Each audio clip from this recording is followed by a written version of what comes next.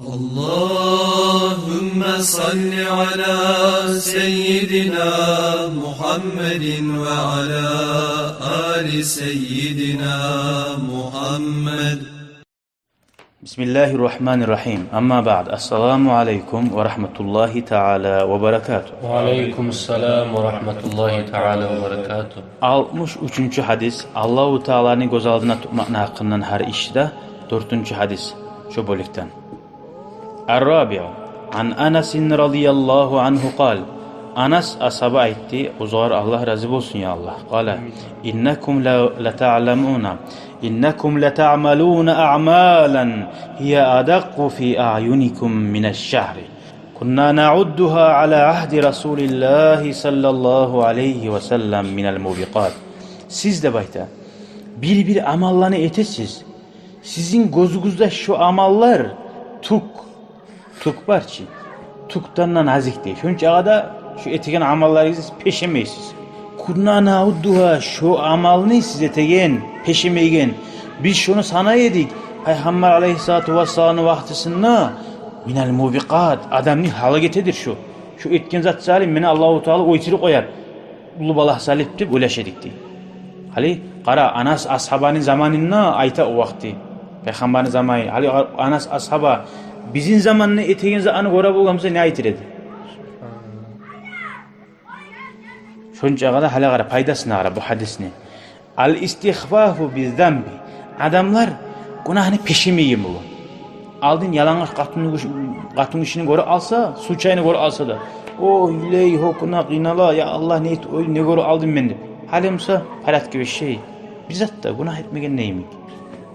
Kim şöyle günahını yengil görmekliği şu anlata Allah'tan korkmaklığı bek az bulgallığı. Fa innehu yadallu amma etkin uzun az günahımsa da ya Allah ulu zat ettim ben ne hak zat ettim ben Allah. Şunu ulu görse nege tuğlesi sen eteğin günahına karama değil. Sen kimine karışıgan? Allah ulu şu. Günah biçim o gitçi de görmezsen. Sen kimden arışın ettin sen? Kimin prayolarından çıksın? Şu ulu görmek Allah'tan korkmaklığına alamatıdır. Allah'ın yürekki tutmaklığını. Ondan hadisten anlaşıldı. Allah'tan labda Allah'ın bek tanıyan peygamberden son ashabalar Allah'tan bek korkagan. Ona göre sen ashabalar şöyle bulgan. Ashabalardan son bargan çağı günahlarını adamlar imanı zayıflığından günahlarını yengil göremiyor. Nege Allahu Teala'nın göz aldığına almaklığı tayyan. Allah'ını tanımaklığı. Hali geleyik 64. hadis. An Abi Hureyre radıyallahu anhu. Anin Nebi sallallahu aleyhi ve sellem kal. Abi Hureyre etti. Uzgar Allah razı olsun. Peygamber aleyhissalatu vesselam etti de. İnna Allah Teala yagar. Ve gayretullahi Teala en ye'tiyel mer'u ma harramallahu aleyhi muttefakun aleyhi. Allah oru bulgan. Ay revnas деген zat Allah revnevat etediğin ma'na biz insanlar etegen revnas yemik değil. İnsanların ki revnasını çık bula. Hali arışına, incina değil mi? Revnevat etip ya da katını olsun ya da bir başka zat olsun. Ya da ozunu bir hakim bir başka adam bağı alsa da ne başka işinle ozunu nese başka adam suysa da şöyle revnas barda. Allahu Teala o zat yok. Allah bize kadar incinmey. O manatı o. Allah yaxşı bile o ne mana ken.